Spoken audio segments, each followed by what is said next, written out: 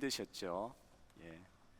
그렇게 더운 밤 제가 일생에 몇 번 안 겪었던 것 같은데 어제 많이 고생하셨는데 교회 나오니까 너무 시원하고 좋지요? 좋습니다, 그죠? 우리 가운데 이렇게 좋은 예배 환경 허락해 주신 아버지 하나님께 감사드립니다. 사람이 약속을 하잖아요. 약속할 때 사실 제일 중요한 것은 신실성입니다. 믿을만 해야 되잖아요. 저는 결혼 주례를 할 때에 그 결혼 주례의 제목을 붙일 때 언약 결혼식이라는 그 제목을 붙입니다. 그냥 결혼식 주례가 아니라 언약 결혼식. 이 결혼 예식에 있어서 제일 중요한 요소가 약속을 지키는 신실성의 바탕을 두는 것이죠. 검은 머리가 팥뿌리처럼 희게 될 때까지 이 약속을 지키겠느냐? 분명히 그렇게 질문하지 않습니까? 그리고 요새는 잘 알지 않지만 결혼식 마칠 때쯤에도 이 회중들한테 돌아서 가지고 이 두 사람의 약속에 대해서, 결혼에 대해서 의의가 있는 분들 지금 말씀해 주십시오. 이걸 항상 붙이더라고요. 서양 결혼식 보니까. 그렇게도 하는 게 신실성이라는 말이죠. 약속을 중요하게 생각한단 말이죠. 이 약속이라는 말을 조금 거창하게 사용할 때는 언약이라는 단어를 쓰기도 합니다. 비즈니스나 일상생활의 공식 활동에서 사용될 때는 계약이라는 그런 단어들 여러분 많이 쓰시죠. 이 성경에서 이 언약, 약속이라는 단어를 정말로 많이 사용하고 있어요. 수백 번 그 성경 본문에 나옵니다. 하다못해 우리가 성경을 무엇이라고 부릅니까? 신약, 구약. 이게 새로운 약속, 오래된 약속의 말씀, 이런 뜻이잖아요.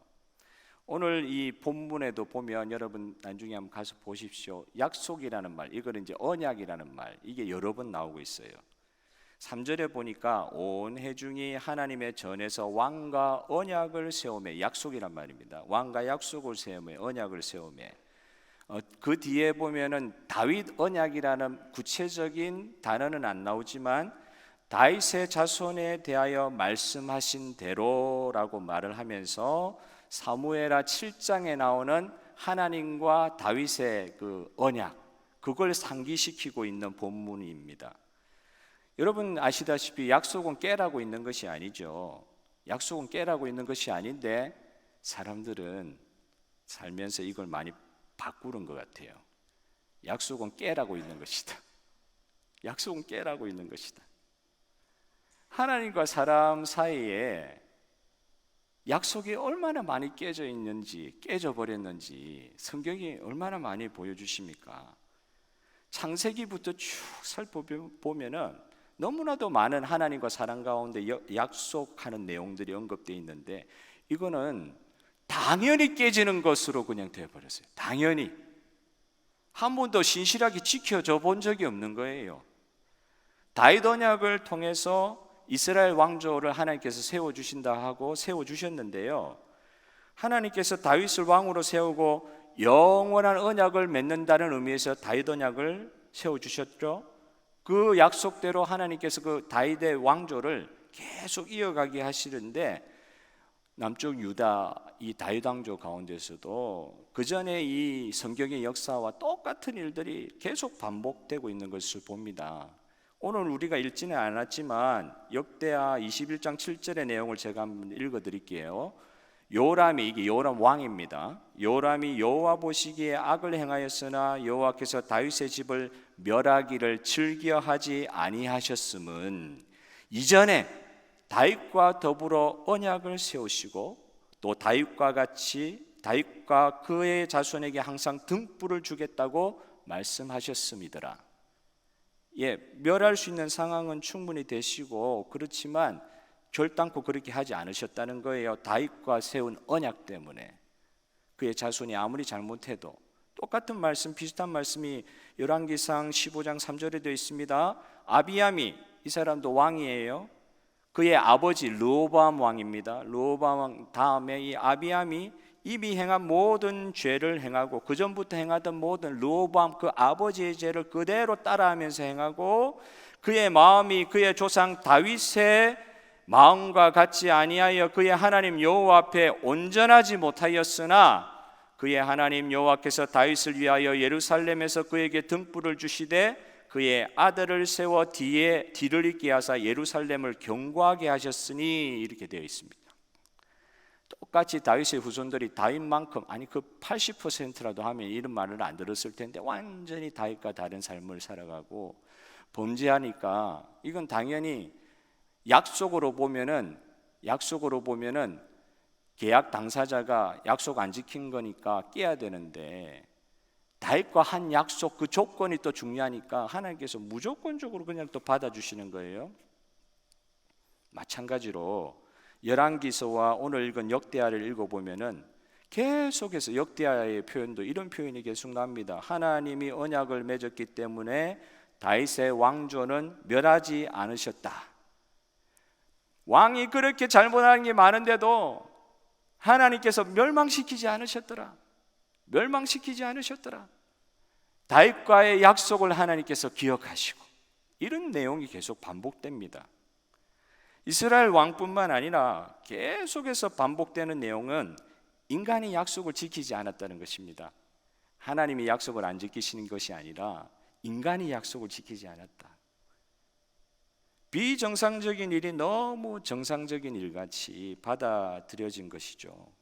사실 이건 비정상적인 것인데 언제 우리가 당신한테 약속을 해달라고 요구한 적이 있습니까?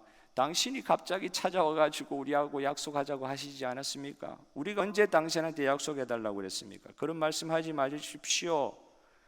그러니까 내 조상하고는 약속했을 줄 몰라도 나하고는 상관없는 일입니다. 헌신짝처럼 그냥 버리는 것입니다.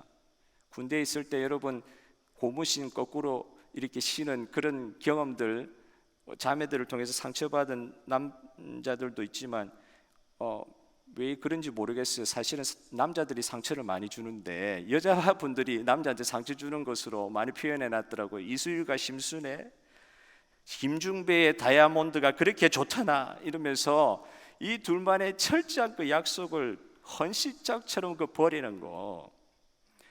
그 무슨 말입니까? 나는 약속을 지켰는데 상대방이 약속을 전부 다 깨버렸다는 거잖아요. 나는 약속을 지켰는데 상대방이 나와의 약속을 깨버렸다. 이게 우리 안에 있는 이 마음의 한 구퉁이의 이 속의 마음이지 않습니까? 나는 약속 지켰는데 상대방이 약속 깨버렸다. 그런데 성경을 보니까 인간이요 도저히 약속을 지키지 못합니다. 하나님과 약속을 지키지 못해요. 하나님께서 인간과 약속을 체결하시는 것은 인간이 그 약속을 깨어먹고 아무 희망이 없을 때 다시 하나님께서 찾아와서 다시 약속을 맺어주시는 장면이 많은 거예요. 약속을 누가 맺었냐고요? 인간은 약속을 맺을 만한 낯짝이 없는 것이죠. 약속하더라도 곧 깨버릴 거니까. 다시 깨고 나서는 다시 하나님 약속해달라고, 축복의 약속해달라고 나갈 낯짝이 없는 거죠. 그때 그냥 그럼 약속 없어진 것이라 하지 않으시고 하나님께서 다시 찾아와셔가지고 그 약속을 재갱신을 하는 겁니다. 약속이 지속될 수 없는 것이 너무나도 당연하게 되었을 때에 이 약속이 강한 자와 약한 자 사이의 약속이잖아요. 하나님이 강하시고 인간은 약자란 말이죠. 강한 자와 약한 자의 보통 약속, 쌍무적 언약이라 할 때도 둘이 동등한 권리를 가진 것이 아니라 이 구약에 나오는 약속은 원래의 원형은 이 강한 자와 약한 자의 약속에 가깝습니다. 그러니까 하나님 그러시잖아요. 하나님이 강하시고 인간이 약하잖아요. 그러니까 하나님이 얼마든지 우리한테 요구하실 수 있죠. 너 이거 해야 내가 너를 지켜줄 거야. 아니면 단칼에 날아간다. 이렇게 할 수 있는 강하신 분이 하나님이시고 우리는 조공을 바치고 하나님 앞에 어쨌든지 잘 보여야 살아남을 수 있는 약자이지 않습니까?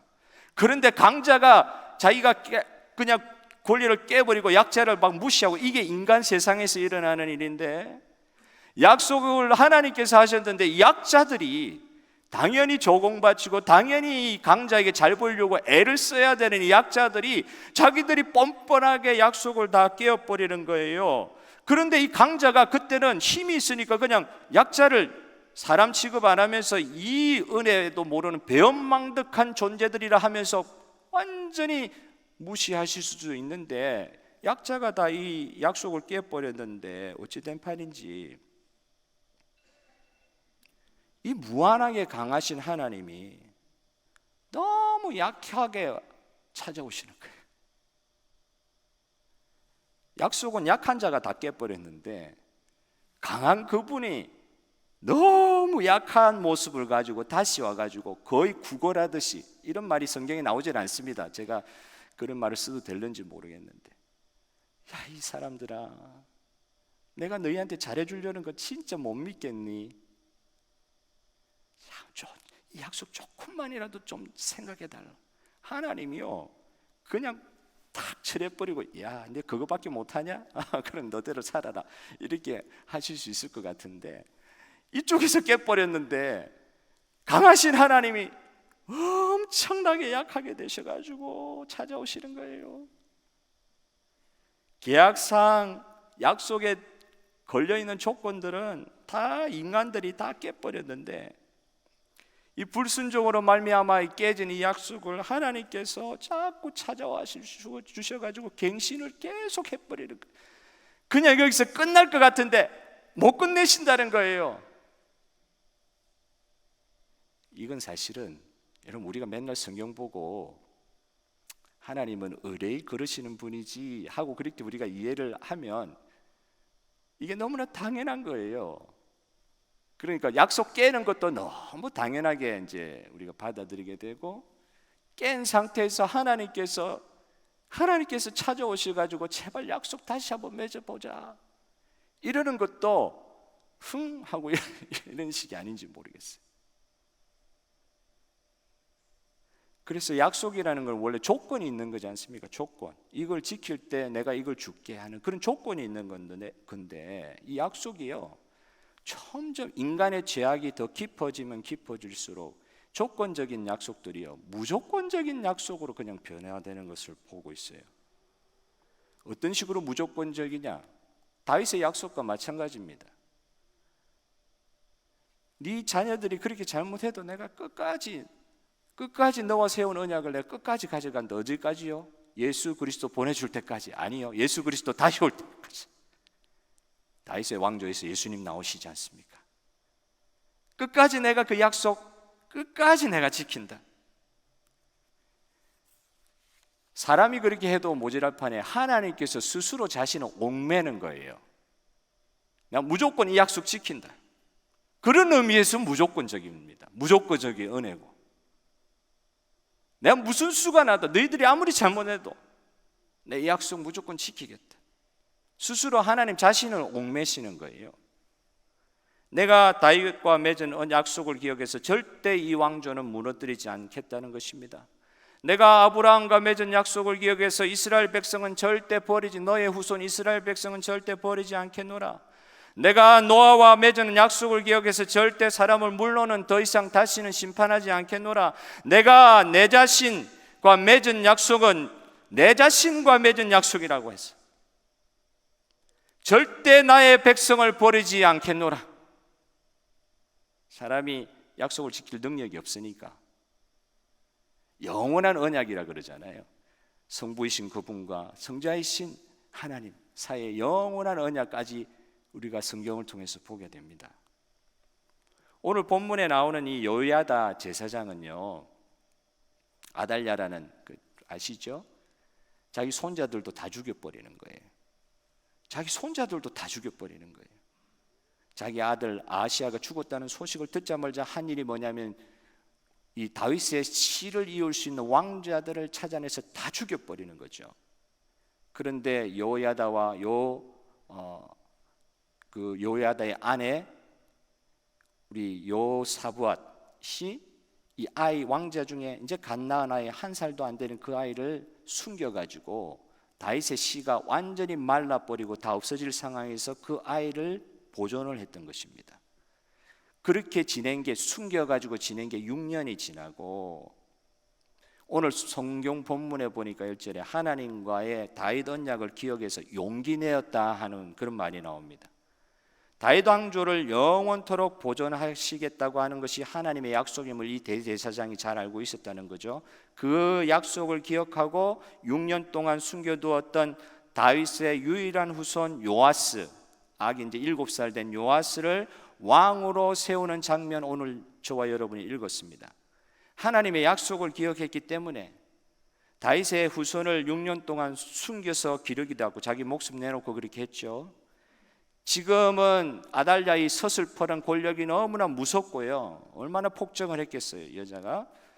그래서 그 여왕이 자기 다윗의 시도 아닌데 완전히 사람들 폭정하는 그런 상태에서 그냥 거기에 전부 다 순응할 수밖에 없는 그런 참 참혹한 일이 일어나고 있는 상황 가운데에서도 아달랴가 아무리 이 폭정을 일삼고 그 아달랴의 권력이 아무리 강하다 할지라도 그는 진정한 왕이 될 수 없음을 이 여호야다가 알고 있었던 거죠. 그래서 목숨 각오하고 다윗의 시를 남겨둔 것입니다. 하나님이 세운 왕은 다윗의 후손, 하나님이 세운 왕은 다윗의 후손에서만 나와야 된다고 하는 그 믿음이 있었기 때문에 아달랴가 다윗의 씨를 완전히 말려 죽이는, 실제로는 아달랴 입장에서는 그렇게 된 줄 알았죠. 다 죽인 줄 알았죠. 그런데 한 살도 안 된 그 아이를 6년 동안 숨겨놓는 일이 벌어질 줄은 꿈에도 생각하지 못했겠죠. 그런데 하나님이 여호야다와 그의 아내 여호사보앗을 통해서 다윗의 씨를 보존하시고 이제 7년차 때가 되매 여호야다에게 용기를 주셔서 다윗 왕조를 세우는 영적인 그 혁명이 일어나는 장면을 오늘 우리가 본 것입니다. 목숨을 잃어버릴 각오를 하고 하나님의 마음을 자기가 이제 받게 되니까 다윗 왕조에 대한 하나님의 마음을 주셔가지고 그냥 가만히 있는 게 아니라 7년째 이제 행동함이 일어난 거예요. 하나님을 믿으니까, 하나님의 약속을 믿으니까 모두가 하나님과의 약속을 헌시착처럼 이렇게 버리는 세상이라 할지라도 여호야다와 같이 준비된 사람 있잖아요. 하나님께서 남겨두신 사람, 그런 사람들을 통하여 하나님께서 때가 되면 행동하며 일어나게 하실 때 하나님의 역사가 펼쳐진 줄 믿으시기를 바랍니다. 가장 세상이 어두울 때, 아달랴의 폭정 밑에서 가장 세상이 어두울 때, 희망이 없을 때, 믿음으로 사는 것이 완전히 불가능해 보일 때, 그때 하나님께서 남겨두신 사람이 있다는 거예요. 그 남겨두신 사람이 그냥 숨어만 있는 게 아니라 때가 되면 하나님의 영광을 위하여 떨쳐 일어나서 하나님의 영광을 올려드리는 행동으로 일어나는 일들이 분명히 있다는 것입니다. 약속을 믿는다는 것은 행동으로 항상 연결되게 돼 있어요. 그냥 속으로만 믿는 게 아니라 하나님의 약속을 믿는 것은 전지전능하신 하나님 믿는 것이기 때문에 하나님을 믿는 마음에, 하나님의 마음을 받은 자는 또 행동으로 연결되게 돼 있어요. 제7년에 여호야다 대제사장이 행동으로 움직인 것입니다. 여호야다만 그랬겠습니까? 이 역대하 성경을 쓰고 있다고 보여지는 에스라, 정확하지는 않아요. 에스라가 누굽니까? 그러니까 역대하라는 게 이스라엘이 이미 멸망하고 70년 바벨론 포로 생활하고 나서 돌아와가지고 나라를 다시 세우는 가운데 쓴 역사서가 역대기란 말이죠. 이 역대기를 쓰고 있는 에스라, 확실하진 않지만 에스라라고 생각이 되는데 이 에스라도 마찬가지였습니다. 여호야다처럼 여호야다에 관한 이 역사를 쓰면서 지금 직접 자기가 하나님 앞에 받아 쓰면서 자기도 그런 마음을 가지게 되는 거예요. 이 비슷한 시기에 일했던 느헤미야도 마찬가지입니다. 다 쓰러지고 무너지고 하나도 안 남아있는 상태, 그 상태에서 느헤미야와 에스라가 어떻게 일했는지 한번 여러분 읽어보셨잖아요. 느헤미야와 에스라서를 읽어보십시오. 얼마나 어려운 상황 가운데 그렇게 굳이 하지 않아도 이스라엘은 이미 완전히 멸망했고 지금 풀어주는 거는 뭐 그냥 나라가 세워진다고 볼 수도 없는 거죠. 성전은 완전히 불타서 흔적도 남아있지 않는데 거기에 가가지고 다시 일으키는 사역을 하는 이 사람들이 역대기에 지금 여호야다를 보고 있는 것입니다. 여호야다가 그렇게 분연하에 일어난 것처럼 이때는 움직일 수 있는 상황이 아닌데도 느헤미야가 며칠 동안 금식하고 눈물을 흘리고 에스라가 그렇게 어려운 가운데서도 말씀을 가진 제사장으로 이스라엘 백성에게 체근하고 이렇게 살아서는 안 된다고 체근하면서 이스라엘 나라 율법의 회복을 그렇게도 외쳤던 이유가 다윗 왕조를 다시 일으킬 이유가 개인적으로는 없지요. 자기가 왕자도 아니고 왕조도 아닌데 무슨 이득이 되겠습니까? 이득 될 거 없습니다. 그렇게 하다가 죽을 수도 있는데 너무 힘든 거잖아요. 느헤미야를 죽이려고 했던 사람들이 얼마나 많습니까? 다시 이스라엘 나라 세워지지 못하도록 주변에 있는 사람들이 얼마나 계략을 많이 꾸몄습니까? 사방에 그냥 적밖에 없는 거예요. 내 편은 아무도 없고 전부 다 적인 거예요. 내 일신상의 이유를 들면은 내 몸 생각하고 내 자신의 처지를 생각했으면은 전혀 움직일 필요가 없죠. 움직일 필요 없습니다. 내가 다윗 왕의 후손도 아닌데. 그런데 행동으로 움직였던 것이죠. 요야다가 그랬고 느헤미야가 그랬고 에스라가 그랬고. 왜 그랬습니까? 하나님의 약속을 기억했기 때문에 그렇습니다. 하나님 약속 기억하다 보니까 하나님의 마음으로 변화되는 거죠. 보통은 사람은 스스로 민망해서 다시 나를 기억해 달라고, 다시 하나님 나에게 약속을 세워달라고 말할 수도 없는 처지에 있다고 말씀드렸잖아요. 그리고 나서는 그냥 어두운 가운데 그냥 사라져 갈 수밖에 없는 존재인데 하나님께서 사람들에게 찾아온다고 그러셨잖아요. 이 하나님께서 찾아오시는 이 경우에도 하나님은 당신이 그냥 갑자기 찬 하는 게 아니라 아무것도 없는 가운데 전부 다 멸망하고 패망할 것 같은 그런 상황 가운데에서 별로 보이지 않았던 남겨진 사람, 남겨진 그 몇 사람을 들어서 요야다를 갑자기 일으키시고요, 때가 되면 느헤미야를 일으키시고요, 때가 되면 에스라를 일으키시는 하나님을 믿습니다. 요야다와 제사장들과 레위인들, 오베데돔, 이게 정확하게 나와 있지 않지만 앞에 내용을 보면 오베데돔의 자손들, 여러분 오베데돔 아세요? 다윗의 벗게 옮기는 가운데 막 사람 죽고 그러니까 무소가 못 옮기고 있었는데 오베데돔의 집에 벗게를 놔뒀더니 막 오베데돔의 집에 복을 받았더라, 이런 장면이 앞에 나오거든요. 그 뒤에 보면은 단서 한두 가지가 나옵니다. 오베데돔의 자손들, 그 가족들을 호위병으로 쓴다는 그런 내용이 앞에 성경에 나와요.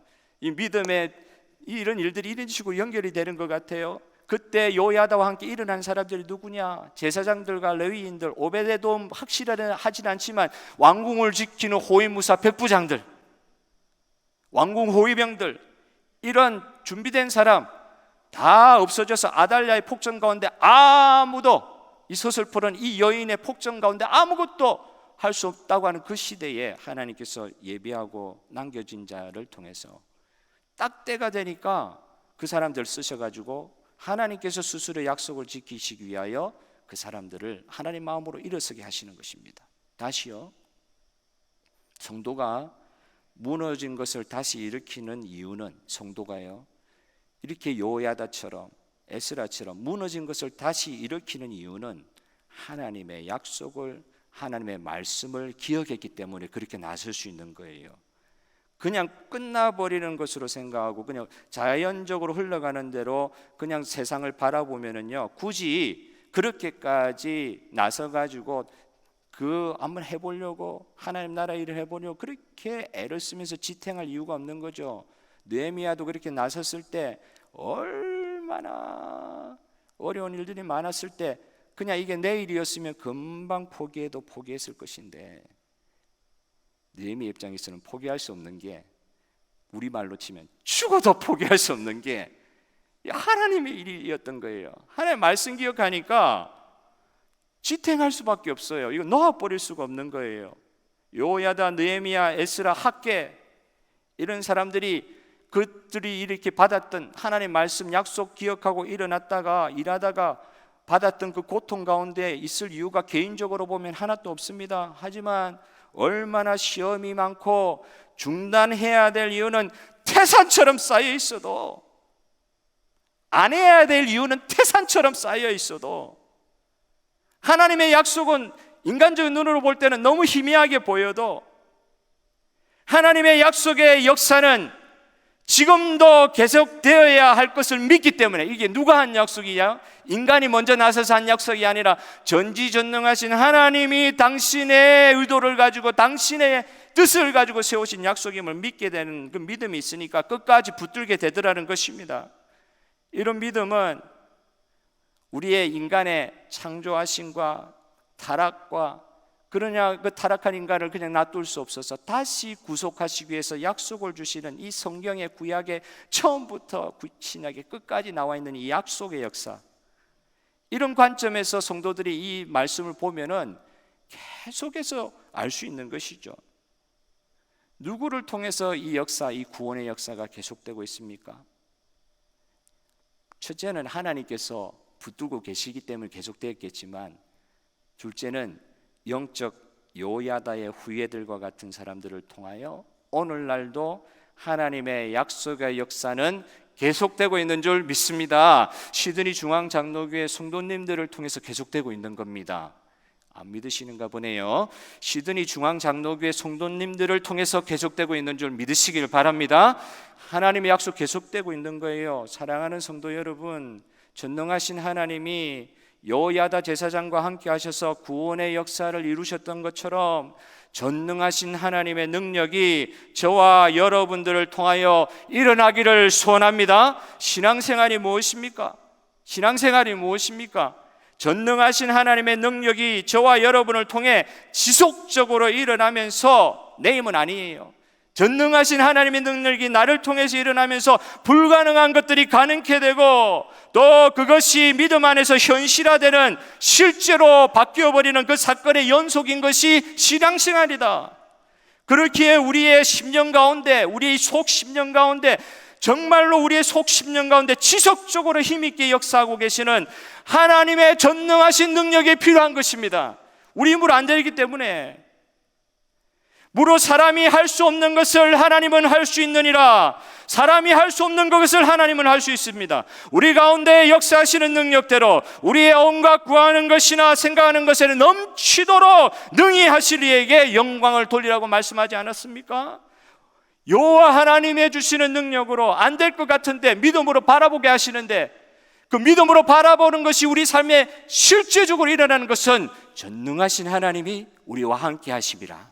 하나님의 구원의 역사이기 때문에 그것을 이루시기 위해 믿는 성도를 하나님의 구원의 역사에 그냥 단순하게 스펙테이터, 구경하는 구경꾼으로 그냥 남겨두지 아니하시고, 여호야다처럼 저와 여러분을 하나님의 약속에 성취하게 하시는 구원의 역사에 동반자로 삼아주셨다. 여러분 이 시간 믿으셔야 합니다. 저와 여러분 이 자리에 예배드리게 하신 이거 자체가 하나님께서 구경꾼으로 내 하나님을 너희들은 보고만 있어라, 그렇게 지금 하시려고 앉아있게 하신 것이 아니라, 우리가 좀 부족하고 아달랴의 폭정같이 어두운 세상 가운데 살고 있는 것 같지만 저와 여러분을 이 구원 역사에 하나님의 일에 같이 사역하는 동반자 사역자로 세워주시기 위해서, 동력자로 세워주시기 위해서 그렇게 우리를 삼아주셨기 때문에 우리는 이것 때문에라도 우리는 담대하게 하나님 앞에 구할 수 있습니다. 왜냐하면요, 우리가 우리 힘으로 이 일을 할 수 없기 때문에 전지전능하신 하나님의 능력을 받아야 이 일을 감당할 수 있기 때문에 우리 자신은 철저히 무능하게 되는 그 상태에서, 여러분 해보셔서 알잖아요. 하나님 나라의 일이라고 하는데 내 열심과 내 생각으로 해보니까 될 것 같은데 안 돼요. 그런데 안 될 것 같아도 힘들어도 하나님께서 이 부족한 저와 여러분, 아무것도 할 수 없음을 고백하고 철저히 무능을 하나님 앞에서 고백하는 우리들의 속 심령을 강하게 하심으로, 강건케 하심으로 하나님이 스스로 우리 가운데 역사하시고 하나님이 스스로 영광을 취하시는데 우리가 쓰임받아야 될 줄로 믿습니다. 우리가 하나님의 영광을 스스로 취하시는데 쓰임받는 동력자라는 것입니다. 그러니까 우리는 염려하지 않아야 됩니다. 뭐 때문에 그렇습니까? 힘이 없어가지고 안 될 것 같은데요. 그러면서 염려가 되잖아요, 솔직히. 근데 성경은 염려하지 말라고 그러셨어요. 아무것도 염려하지 말고 오직 기도와 간구로 너희 구할 것을 감사함으로 하나님께 아뢰라. 그리하면 지각에 뛰어나신 하나님의 평강이 너희 마음과 생각을 지키시리라. 이 염려가 올 때도 우리 이렇게 기도하라고까지 기도문까지 만들어 주셨어요. 염려할 상황은 태산같이 많아도 염려하지 말아야 됩니다. 하나님 그렇게 말씀하셨어요. 왜 그렇습니까? 하나님의 일은 중간에 끝나는 법이 없습니다. 여러분, 하나님의 일은 중간에 끝나는 법이 없습니다. 내가 포기해서 끝낼 수 있는 것이 아닙니다. 진정한 왕 다윗 왕의 이 다윗 왕조의 이 다윗 언약을 기억하게 하시고 여호야다로 하여금 그 어려운 가운데서도 아달랴는 나의 왕이 아니다, 세상은 나의 왕이 될 수 없다, 신앙으로 고백하게 하시고 진정한 왕 하나님의 후손 세우신 다윗의 씨를 왕으로 세우는데, 진정한 왕을 세우는데 쓰임받았던 여호야다처럼 저와 여러분도 이 마지막 시대에 우리 주 예수 그리스도를 진정한 왕으로 모시고 즉위시키는 일에 쓰임받는 저와 여러분의 삶이 되기를 소원합니다. 하나 더 생각하셔야 돼요. 또 뭘 생각해야 되느냐? 여호야다는 누구를 인생의 주인으로 모셔야 할 것인지를 정확하게 믿었다는 이 사실, 누구를 인생의 주인으로 모셔야 되는지, 누가 자기 인생의 왕이고 주인인 것을 정확하게 여호야다가 알고 있었다는 거죠. 아달랴는 절대 참된 왕, 나의 진정한 주인이 될 수 없다는 것을 딱 알고 있었기 때문에 참된 왕, 참된 주인을 모셔야 제대로 된 인생을 살 수 있다는 것을 알고 있었기 때문에 성도는 그리스도 예수를 주님으로, 사람을 주인으로, 주님으로 모시는 게 아니고요, 예수 그리스도를 주인으로 시인하느냐. 로마서 10장 9절에 믿는 사람이 어떤 사람들이 믿는 사람이냐? 그리스도 예수를 주로 시인하는 자들이 믿는 사람이라 그랬어요. 예수님을 주인으로 믿고 그 앞에 굴복하는 자들이 성도라고 그랬습니다. 누구를 주인으로요? 하나님을 주님으로, 다윗의 후손을 주인으로 모시겠다는 이 일을 여호야다가 감행했는데, 아시다시피 이 일은 정말 큰 위험을 감수하는 일이었어요. 초대교회의 성도들이 예수님을 퀴리오스, 헬라어로 퀴리오스, 이거는 주인이란 뜻이거든요. 이 퀴리오스에 해당되는 말은 시저, 카이저한테밖에 쓸 수 없는 단어였습니다. 퀴리오스, 주, 사람인 예수, 자기들의 눈으로 볼 땐 사람인 예수를, 그것도 왕도 아닌 그 사람을, 부활을 안 믿으니까 그냥 그 어두운 동네 가나안 땅에서 그냥 죽어버린, 로마에서 뭐 화려하게 죽은 것도 아니고 그 식민지 땅에서 죽어버린 한 청년을 퀴리오스, 주님, 그때부터 박해가, 목숨이 날아가는 박해가 로마 전체를 감쌌잖아요. 너무 위험한 것이잖아요. 초대교회 성도들 그 어려움들을 사도행전을 통해서 봅니다. 너무 위험하기 때문에 당연히 꺼리고 거부하고 저항할 수 있는 일들이 충분히 이유가 있지 않습니까? 태산 같은 이유가 있습니다. 굳이 그렇게 안 하고 믿을 수 있는 건 없냐? 그렇게 물어볼 수 있다는 것이죠.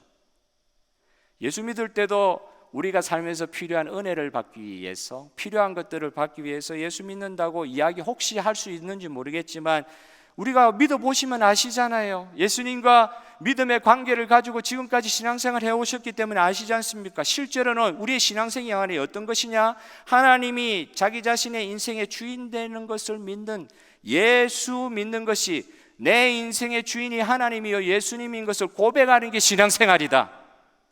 내 필요를 채우기 위해서 예수님을 믿어주는 게 아니라 예수님이 나의 삶의 주인이고 이 지금 육신의 삶의 주인일 뿐만 아니라 나의 영혼까지의 모든 문제를 책임져 주시는 영원한 주님, 창조주 하나님, 그 하나님으로서 예수님을 믿는 것이 신앙생활이다.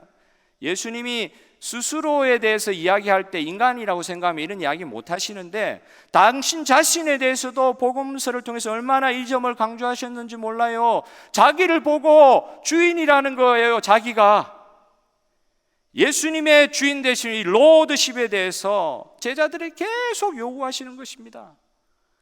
여러분, 종이 되고 싶어하는 사람이 누가 있습니까? 지금은 뭐 이조 시대도 아니고 노예도 없지 않습니까? 근데 종같이 살아가는 우리 불쌍한 영혼들 보기도 하면서 그게 불쌍하다, 그 사람들 너무 불쌍하다 이렇게 생각하는 게 아니라 나는 저렇지 않아서 감사하다 이런 마음이 많잖아요. 종이 되고 싶어하는 사람이 어디 있습니까? 누구를, 어떤 존재를 주인으로 모시려고 하면 나는 그게 그 존재의 종이 된다는 말인데, 종으로서 취급받기를 좋아하는 사람이 누가 있겠습니까? 아무도 없을 것 같아요. 그럼에도 불구하고 이건 예수 믿는 사람이든 안 믿는 사람이든 일평생을 종으로 사는 것 같아요. 예수 믿는 사람도 그렇고 예수님 알지 못하는 사람도 그렇고. 뭡니까? 단적으로 이렇게 이야기하면 혹시 어떨지 모르겠습니다. 우리 사람의 인생은요, 그리스도의 종으로 사느냐 아니면 육신과 이 세상의 종으로 사느냐, 이 둘 중에 하나다. 그러니까 중간 단계가 없어요. 예수님을 통해 구원받은 성도로 사느냐, 예수님을 알지 못하고 그냥 이 세상의 종으로 사느냐, 그 두 가지밖에 없다는 것입니다. 그런데요, 이 예수님은 당신이 구원하신 이 종들에게 스스로 또 종이 되셨다고 그래요. 왕이 종이 되셨다는 것입니다. 이 세상에 육신을 입고 오실 때 이 성육신은 왕이신 그분이 그냥 종 되신다는 표현이에요. 사무엘하 7장에도 보면은 다윗이 하나님의 성전을 짓겠다고, 나는 이렇게 좋은 백향목궁에 사는데 우리 하나님 계신다고 하는 저 이 장막 텐트 안에 계시니까 너무 마음이 불편해가지고, 하나님 부족하지만 내가 당신을 위해 성전 짓고 싶습니다. 이렇게 이야기할 때 하나님께서 나단을 보내가지고 다시 말씀하시는 그 장면, 그게 다윗 언약의 장면, 사무엘하 7장에 나오잖아요. 그때 이 나단 선지자를 통해서 하나님께서 다윗에게 주신 말씀이 뭡니까? 너는 나를 위해, 하나님을 위해 집을 짓는다고 하지만 잘 생각해야 된다. 너가 나를 위해 집을 짓는 것이 아니라 내가 너를 위해 집을 지어주겠노라. 이때 집이랄 때는 너를 위해 왕조를 세워주겠노라, 그 뜻이거든요. 하나님 앞에 자기는 좋은 마음에서 성전 지어드리려고 했는데 그게 아니라 하나님께서 우리를 위해서 집을 지어주시고 다윗 언약을 체결해 주시는 거예요. 이 본문도 보니까 구약의 하나님도, 신약의 예수님뿐만 아니라 구약의 하나님도 스스로 얼마나 약해지시는지. 언약의 관계에서는 강자가 약자에게 요구사항을 열거하고 이러한 것들을 지킬 때 내가 보상하고, 만약 지키지 않으면은 너희들 가만 놔두지 않겠다, 처벌 사항을 이야기하는 그게 언약이고 약속인 것 같은데 그렇게 하지 않으시고 하나님 중심에서 스스로 낮아지시는 방법을 계속해서 인간들에게 보여주고 있습니다. 알아먹지 못하니까. 하나님은 예수님 스스로 약해지시는 방법을 택해 주셨어요. 너가 성전을 짓는 것이 아니라, 나를 위해서 너가 성전 짓는다고, 그게 아니라 내가 너를 위해 다윗의 후손을 통해 왕조를 세워주겠다, 이렇게 주님께서 접근하신다는 거죠. 스스로 종처럼 약자 위치에 서시는 하나님, 그 하나님이신 예수님이 자기를 비워서, 빌립보서 2장에 보면 자기를 비워서 종의 자리로 가셨다, 그렇게 표현합니다. 예수님을 주인으로 모시는 성도들이라고 하면은요, 이 말씀을 기억하고 예수님이 어떤 분인지를 알게 되면 이 본능적으로 하나 가질 수 있는 게 있는 것 같아요. 이건 예수님을 인격적으로 만났다고 하는 사람인 것 같으면 거의 본능적으로 알게 되는 어떤 한 가지가 있는 것 같은데, 그게 뭐냐면 예수님의 걸어가셨던 종의 도, 이 제자도라고도 합니다. 종의 도, 그걸 본능적으로 느낄 수 있는 것 같아요. 누가 알아줍니까? 누가 이해해 줍니까? 누가 대접해 줍니까? 아무도 알아주지 않고 전혀 이해해 주지 않고 대접해 주지 않아도 종의 자리로 가야 한다는 그런 생각, 막연하게나마도 그걸 느끼고 있다면 이게 신앙의 본능에서 나온 거예요. 아무도 안 알아주고 아무도 나를 인정해 주지 않고 종만 받아야 될 그런 대우를 내가 받는다 할지라도 내가 어떻게 보니까 그런 자리에 가야 될 것 같다, 그걸 느끼게 해주는 게 이게 신앙인이라고 하면은 그 본능을 가질 수 있는 것 같아요.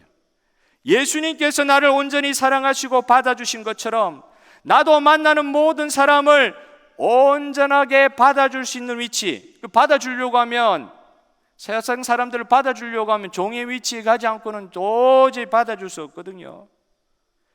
그리고 우리의 이 개인의 인격이나 자연적인 인격 가지고는 그게 가능하지 않거든요. 그러니까 능력을 달라고 기도할 수밖에 없는 것입니다. 종의 자리 가려고 해도 아이고 그냥 이렇게 숙이면 되는 거지, 그게 아니라 예수님의 뒤를 따라가려고 하다 보니까 종의 자리에 가야 될 것 같아요. 근데 그것도 내가 그렇게 하면 되지 해서 되는 게 아니라 이게 안 됩니다. 죄성에 물들어 있는 인간 우리는 안 됩니다. 이건 자연적으로 하면 절대 될 수가 없습니다. 가야 될 것 같은데 안 되는 거예요. 그러니까 종된 위치에 가면 그냥 고개만 숙이면 종의 위치에 가는 게 아니라 예수님처럼 그렇게 살려고 하다 보니까 그것도 능력을 받아야 되더라고요. 이게 얼마나 힘든 일인지 알기 때문에 나의 인간적인 반응을 내려놓고 주님의 주인 되심을 온전히 그 앞에서 굴복하게 해달라고 기도할 수밖에 없는 것임을 알게 되었습니다. 그래서 성도는 기도하면서 사역해야 되는 거예요. 그냥 사역하면 되는 게 아니라 먼저 움직이기 전에, 인간의 냄새 나기 전에 정말 우리 주의 마음과 주의 그 법도의 가운데서 우리가 활동하고 행동하고 일으킬 수 있도록, 나설 수 있도록 하나님 그 능력을 달라고 기도해야 되는 것입니다. 자신의 본능은 항상 주인의 위치에서 대접받는 것인데, 대접받는 거 좋아하지 않습니까? 우리가 무익한 종으로서, 무익한 종이 뭡니까? 하나도 가치가 없는 종, 천대받는 종. 그걸 쉽게 이걸 좀 꾸며가지고 이야기한 게 무익한 종이란 말이죠. 완전히 슬레이브, 노예라는 것이죠. 대접받고 싶은 게 내 자연적인 본성인데 무익한 종으로 밖에서 어제와 같이 40도가 되는데도 주인의 그 곡물을 생산하기 위해서 대학볕에서 죽을 정도로 일을 하고도 집에 와가지고 편하게 쉬지를 못하고 주인이 앉아있는 집에 들어오니까 그렇게 대학볕에 일하고 나서도 다시 들어가가지고 주방에 가서 수건을 훔치고 허리에 수건 두르고 음식 준비하고 주인의 발 씻어주는 거, 그런 것으로 내려가야 되더라는 것이죠. 자신의 본능은 사람 앞에 대접받고 싶은데, 주인 대접받고 싶은데 예수님 생각을 하니까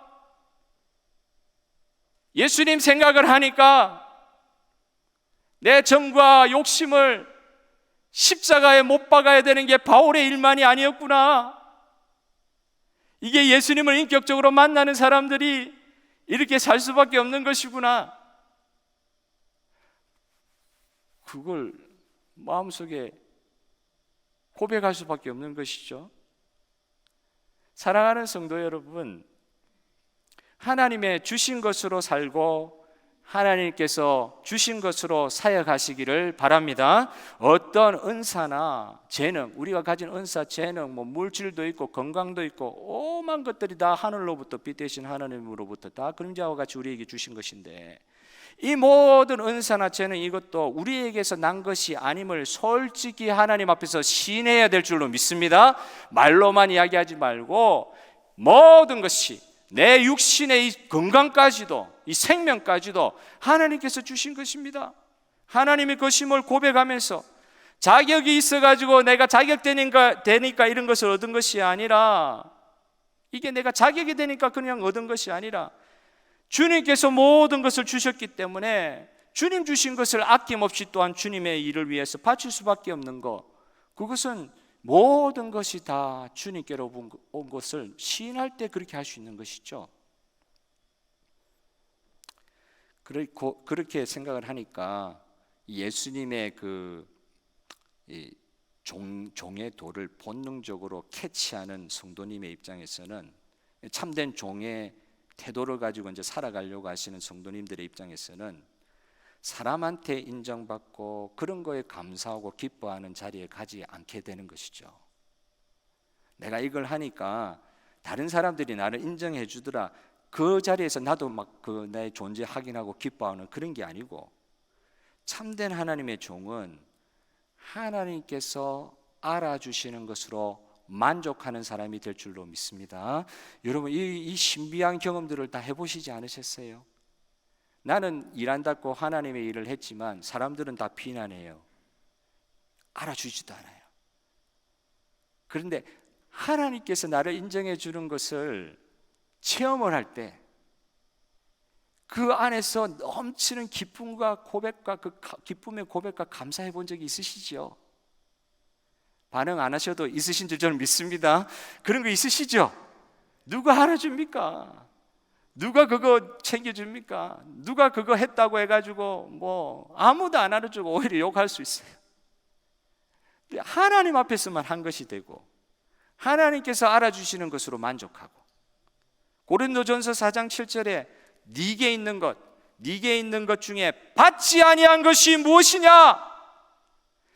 네가 받았은즉 어찌하여 받지 아니한 것처럼 자랑하고 있느냐? 고린도전서 4장 7절 그렇게 말씀하고 있잖아요. 인간적으로 자랑할 게 아니고요, 다 하나님께 받은 거를 그거 가지고 사역하고 살아갈 수 있는 것입니다. 어떤 면에서 교만은 자기 자신을 높이고요, 겸손은 하나님을 높인다고 이야기할 수 있을 거예요. 이런 모든 상황 가운데 겸손이 무엇입니까? 하나님을 높이는 게 그냥 자세 낮추고 사람이 인격적으로 참 점잖은 사람으로 보여지는 그 정도가 아니라, 진짜 겸손은 하나님을 높이는 게 겸손이다 말이죠. 하나님 높이는 게 겸손이다. 여러분, 하나님만을 높이시기를 소원합니다. 하나님 높이셔야 됩니다. 이런 경험을 해보신 분들은 이게 인생에서 누릴 수 있는 최고의 행복이요, 행복의 가치겠구나, 그렇게 고백할 수 있는 것이죠. 이걸 체험하고 이런 것들을 믿지 못하면 사실 그 자리에 가려고 하는 용기도 생기지가 않죠. 용기가 안 생기는 거죠. 상처받을 것에 대한 두려움만 있기 때문에 여호야다처럼 순간 거기는 그냥 상처 정도가 아니라 목숨이 왔다 갔다 하는 일인데 어쨌든 나섰잖아요. 이건 용기가 생기지 않죠. 상처받을 것 생각하면 용기가 생기지 않죠. 그러나 하나님께서 오늘 저에게 베푸신 은혜, 우리에게 베푸신 은혜, 과거에 우리에게 행하신 하나님의 은혜를 믿으시기를 바랍니다. 여러분, 과거의 해가 안 믿어지시면 과거의 내 삶에 하나님께서 어떤 일을 행하셨는지 꼭 한번 돌아보고 하나님께서 우리 삶 가운데 베푸신 그 일을 다시 상기하면서 하나님을 다시 믿으시기를 바랍니다. 그리고 현재와 미래는 하나님 앞에 맡기시고 그리고 예수님을 주인으로 모시는 삶에, 실제적인 삶에 놀라운 은혜들을 펼쳐가시면서 누리시는 그 삶에 우리의 삶의 에너지를 다 쏟아부으면서 주님을 주인으로 모시는 삶에 진력하시기를 소원합니다. 진력하시기를 소원합니다. 그러면 주님께서 책임져 주십니다. 우리의 일이 이루어지는 것이 아니라 주님의 일이 이루어질 줄 믿습니다. 여러분, 이러는 가운데 영적으로 자유함이 밀려 들어옵니다. 왜냐하면 내 일이 아니기 때문에, 내가 성취한 것 때문에 좋아지고 내가 실패한 것 때문에 낙심하고 그런 게 아니라 이 일은 하나님의 일이기 때문에 자유함이 밀려 들어오는 거예요. 내 일이 아니기 때문에 이건 주님의 일입니다. 주님의 일이기 때문에 기도하는 것입니다. 기도하면 하나님이 책임져 주실 줄 믿습니다. 주님의 일에 이 하루살이 같은 인생이 어떤 면에서 인생의 본능으로 보면 종처럼 부림당하는 것, 착취당하는 것 같은데 안 그래요. 하루같이 살아갈 수밖에 없는 인생이 위대하신, 전능하신, 전지하신 우리 아버지 하나님의 종으로, 주님에게 종으로 부림당하는 그런 삶을 한번 당한다고 한번 생각해 보십시오. 주님의 구원의 역사에 동반자로, 사역자로, 종으로 참여하면 어떤 일이 일어나겠습니까? 주님의 일인데, 사도 바울이 체험했던, 빌립보 감옥에서 체험했던 주님의 일 한다고 감옥에 갔잖아요. 그 밤에 찬송하고 기도하는 가운데 옥토가 흔들린 줄 믿습니다. 주님의 일에 참여하면 옥토가 흔들리고 하나님께서 풀어주시는 기적이 열리고 자유함을 허락하여 주시고 진리의 생명의 역사, 성령의 역사가, 나의 역사가 아니라, 내 힘의 역사가 아니라 우리 가운데 역사하시는 성령의 역사로 말미암아 하나님의 일이 이루어지는 줄 믿습니다. 내가 한 일이 아니고, 그러니까 자유함으로 맡길 수 있는 것 주시고 성령께서 일하시도록 내어드리는 것이고, 나는 아무것도 한 일이 없습니다. 나는 무익한 종입니다. 나를 통해서 주님이 하셨으니까 이 일을 통하여 하나님께서만 영광 거두어 주시옵소서. 자기 자신을 믿었기 때문에, 어떤 면에서는 참 안타까운 이야기지만 주님을 만나신 분들도 어떤 면에서 이런 실수할 때가 있는 것 같아요. 자기 자신을 믿었기 때문에 실패할 수밖에 없는 인생이, 결코 실패할 수 없는 그리스도 예수의 동력자 되는 놀라운 기적을 맛보게 될 줄로 믿습니다. 예수님의 전능하심을 믿으시기를 바랍니다. 오늘 이 아침에 딴 거 다 잊어버려도 성령 하나님께서 내 안에 계시는 이 성령 하나님께서 이 벌레와 같은, 어떤 면에서는 아무것도 할 수 없는 저와 여러분의 삶을 통하여 하나님의 일을 이루신다고 했을 때, 우리 가운데 계신 성령 하나님, 전지전능하신 하나님을 믿는 기도를 오늘 올려드리게 하실 때에 성령님께서 하시는 놀라운 역사들이 저와 여러분의 간증거리가 될 거예요. 예수님의 명예를 존중하고 그분이 어떤 분인지 우리가 그 앞에 굴복하고 그분의 종이 되며 그분의 일을 이루시는 것을 보기를 소원하는 마음으로 기도할 때 하나님의 역사는 일어날 줄로 믿습니다.